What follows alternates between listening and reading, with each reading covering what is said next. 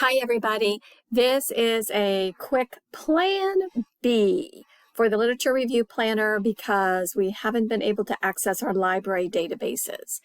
So most of this worksheet you can fill in with getting 2 articles from the internet instead of getting 1 from our database.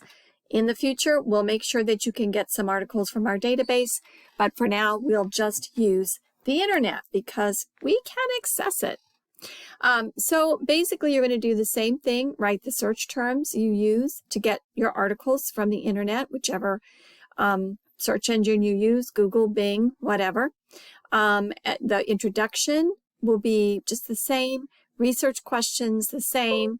Here in the research evaluation and review, I give you 2 different lists of the information to provide, depending on whether it's from the internet or from a database. Simply use the same information for both of your sources. So I will need the name of the website, the web address or URL, the authors, the date, and the article title. And you should be able to get those for both internet articles. So here for source 2, you can just replace that. Database would be replaced with website. And I think, oh yes, we need the URL. So here you could just replace this with the URL, and you're not likely to have a DOI on a web article, so you can just provide that for both sources. And then answer the questions for both of those sources.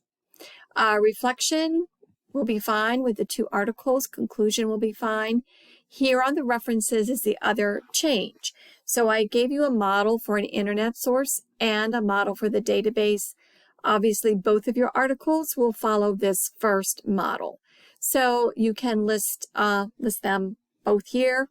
That's fine. Or you can list source 1 and source 2, but remember that you're probably not going to find this kind of information on the internet, although you might if you get into Google Scholar.